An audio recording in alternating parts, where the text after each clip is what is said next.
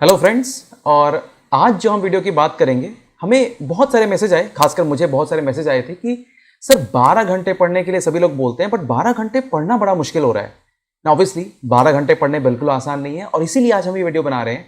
मेरा नाम डॉक्टर प्रवीण कुमार गुप्ता है और मैंने अपनी एमबीबीएस और एमडी करने के बाद आज मैं दिल्ली में प्रैक्टिस कर रहा हूँ और अपने जो स्टूडेंट्स हैं उनके लिए मैंने वीडियो बनाई है कि 12 घंटे पढ़ने के लिए हमें इनपुट्स अपनी तरफ से क्या क्या चाहिए। बिलीव मी गाइस, इस वीडियो को देखने वाले 12% लोग भी नहीं होंगे। दो कारण होंगे। एक कारण, 12 घंटे में डिस्ट्रैक्शन बहुत ज्यादा होता है, इस तरह से 12 मिनट की वीडियो देखने में भी डिस्ट्रैक्शन बहुत ज्यादा है। दूसरा कारण यह होता है कि हमें या तो बिल्कुल कॉन्फिडेंस है कि हम 12 घंटे पढ़ लेंगे और या फिर हमें लगता है और हम कभी कर ही नहीं पाते। आज हम ये देखते हैं कि अगर हमें एक लंबी ड्यूरेशन में पढ़ना है कॉन्सेंट्रेशन के साथ, तो हम क्या क्या कर सकते हैं। ठीक है, पहला देखो, जब मैं डॉक्टर बना था तो मेरा गोल बड़ा सेट था कि मुझे अपने लाइफ में क्या चाहिए। इस तरह से अगर आपके लाइफ में गोल सेट है, मतलब अगर आप चाह रहे हैं कि हाँ मुझे इस बार का नीट में अपीयरेंस देनी है, तो आपका जो गोल है, वो जो ड्रीम बिग की जो हम बात करते हैं, तो आपकी जो गोल है वो बिल्कुल सेट होनी चाहिए। क्या है आपका गोल? क्या आपका गोल एम्स क्रैक करना है? क्या आपका गोल जिपमर क्रॉस करना है? क्या आपका गोल नीट पीजी में कोई भी रैंक लाना है? या फिर आपका गोल है सिर्फ और सिर्फ एग्जाम में बैठना? अपने गोल को अपने स्टडी टेबल के सामने लगाओ और उसको रोज देखो कि क्या मेरा गोल एम्स में रैंक लाना है? क्या मेरा गोल कोई भी यूजी कॉलेज में बस आपको एक रैंक चाहिए? क्या आपको जिपमर में रैंक चाहिए? आपको आगे लाइफ में चाहिए क्या सबसे पहले आप ये देखो कि क्या आप डॉक्टर बनना चाहते हो? तो डॉक्टर बनना चाहते हो तो क्यों चाहते हो? इस ड्रीम के साथ जो आपके गोल्स हैं, गोल्स को अचीव करने के लिए हमेशा बनाने पड़ेंगे आपको कुछ टारगेट्स।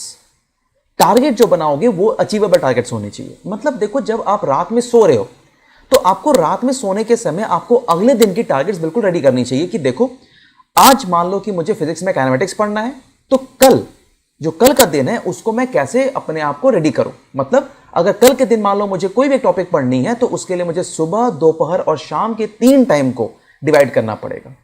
अब ऐसा नहीं होगा कि आपका, मान लो कि एग्जांपल मैं ले रहा हूं कि अगर मान लो आपका टारगेट है पढ़ना, लेट्स अज्यूम बायोटेक्नोलॉजी पढ़ना है। अब इस बायोटेक को आप पूरी की पूरी चैप्टर में एनसीईआरटी देखो और उसमें देखो कि बायोटेक में क्या क्या लिखा हुआ है। प्लानिंग सबसे इंपॉर्टेंट है। मतलब आपको इस पूरे जो बायोटेक्नोलॉजी के जो चैप्टर है, आप उसको 3 पार्ट में डिवाइड कर लो। आप मॉर्निंग हाफ में क्या पढ़ोगे, आप इवनिंग हाफ में क्या पढ़ोगे और आप नाइट के हाफ में क्या पढ़ोगे। जब आपका ये टारगेट और गोल रेडी हो जाएगा तो आपको ऑटोमेटिकली समझ में आ जाएगा कि आपको अगले दिन कितने घंटे की पढ़ाई करनी है।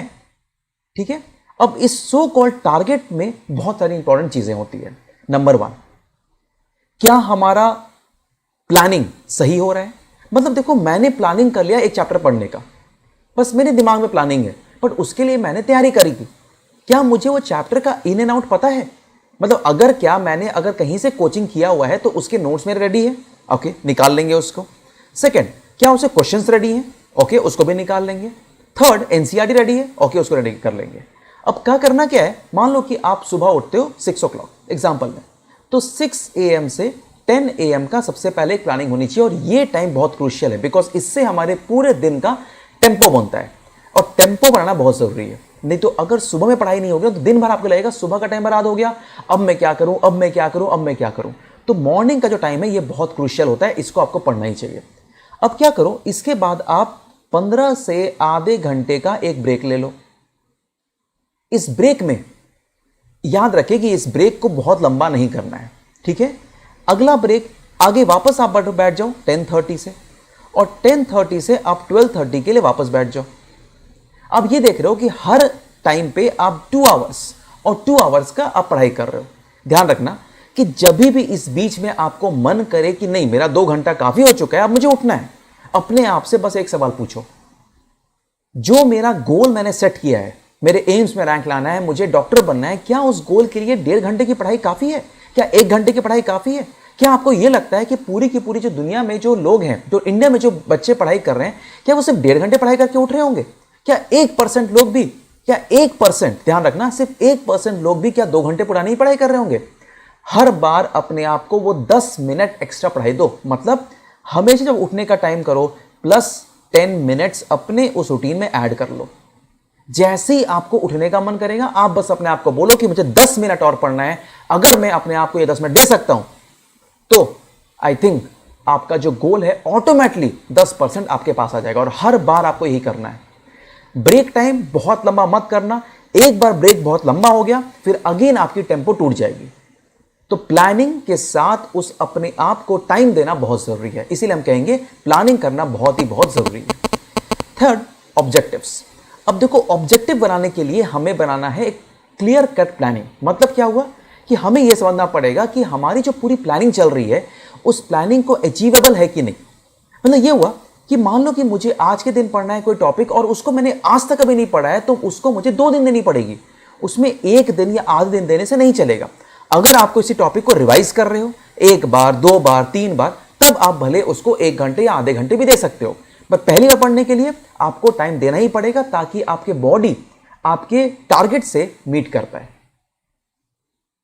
ब्रेक जरूर लो और ध्यान रखना इस ब्रेक में अपने आप को आप रिवॉर्ड दो। रिवॉर्ड का मतलब यह है कि अगर आपकी प्लानिंग थी 2 आवर्स की और आपने पढ़ाई भी किया 2 आवर्स की, या फिर आपने एटलीस्ट पढ़ाई किया है 1 घंटे 30 मिनट की मान लो, तो अब अपने आप को रिवॉर्ड करो। मतलब अगर आपको कुछ मन है कुछ खाने का, आपको मन है एक पर्टिकुलर फूड खाने का, एक मिठाई खाने का, तो आप वो खा के अपने आप को पॉजिटिवली रीइंफोर्समेंट करो। मेडिकल लैंग्वेज में हम कहते हैं इसको पॉजिटिव रीइंफोर्समेंट। मतलब अपने आप को ये बताओ कि हाँ मैंने अच्छा काम किया, उसी के लिए मुझे आज ये जो पॉजिटिवली जो इंपैक्ट मिला है उससे आपको क्या होगा, आपको अगले बार भी 1.5 से 2 घंटे पढ़ाई करने का मन जरूर करेगा।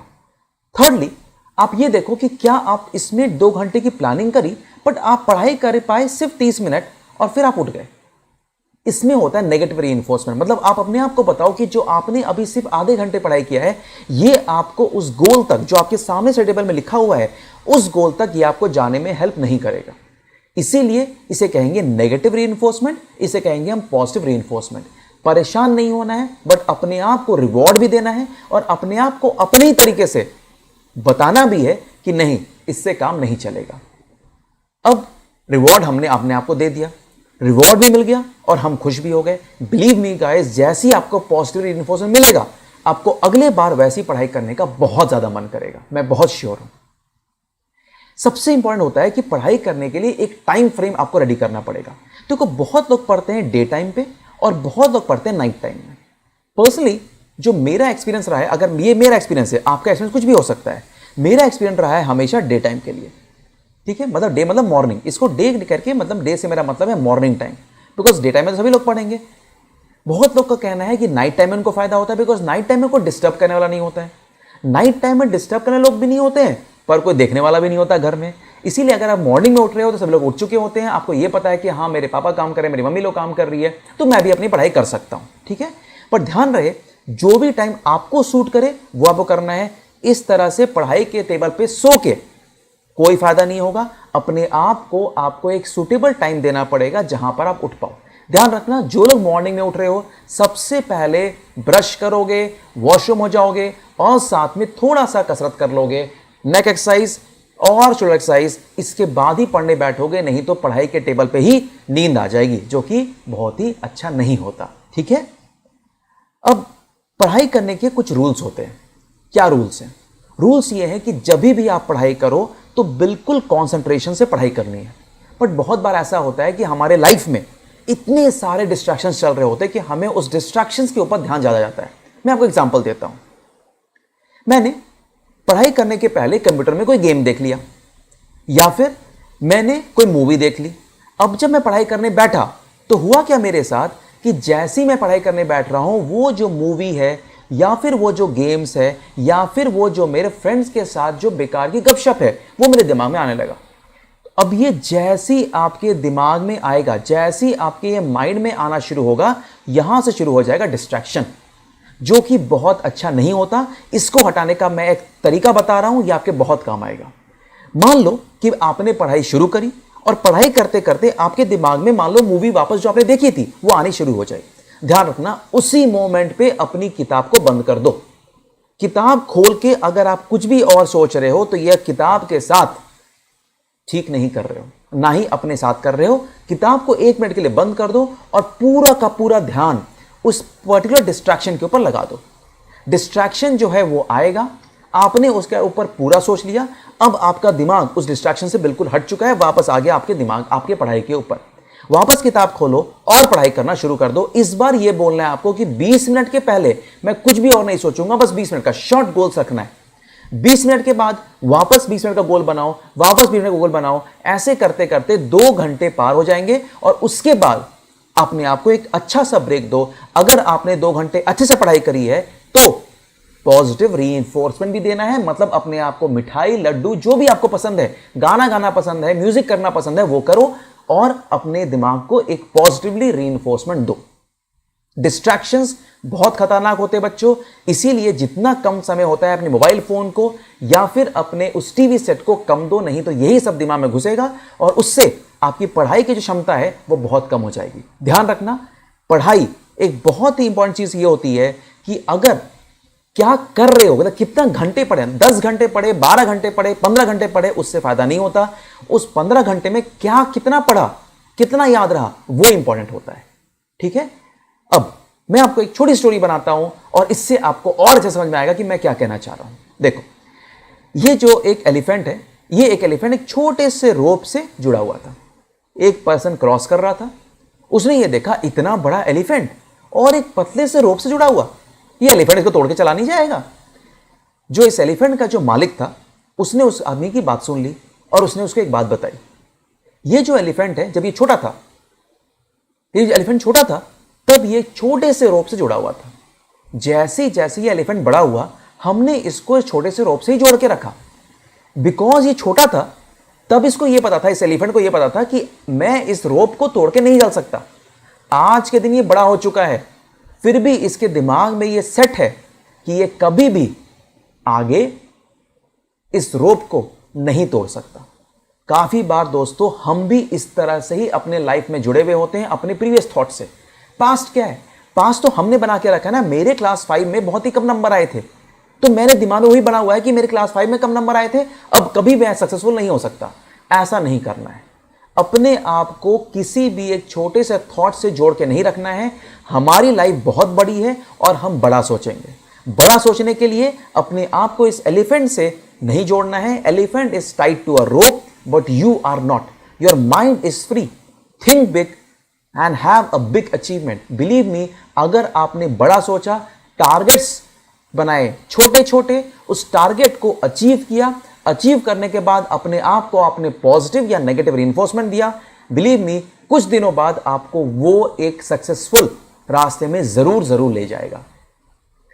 इसी प्लेटफॉर्म में हम वापस आएंगे, आपको हर हफ्ते पढ़ाएंगे और हर हफ्ते कोई भी आपको टॉपिक चाहिए बायोलॉजी में, आप इसमें कमेंट में नीचे लिख दीजिए। आई एम वेरी श्योर कि मैं आपको हर हफ्ते आऊंगा, 1 बार 2 बार हम आपको पढ़ाएंगे, 1 घंटे मिलेंगे और उस टॉपिक को अच्छे से पढ़ेंगे। जो भी आपको टॉपिक चाहिए, सब टॉपिक बेटर होगा, सब टॉपिक लिखें, राधा दान की पूरी चैप्टर लिख दें, उस सब टॉपिक का नाम कमेंट्स में लिखें और उसको मैं पढ़ाने जरूर आऊंगा। डॉक्टर प्रवीण आपको देते हैं अलविदा, मिलते हैं आपको कुछ दिनों बाद और मुस्कुराते रहिए, सेफ रहिए और अपने आप को पॉजिटिवली रीइंफोर्समेंट देते रहिए।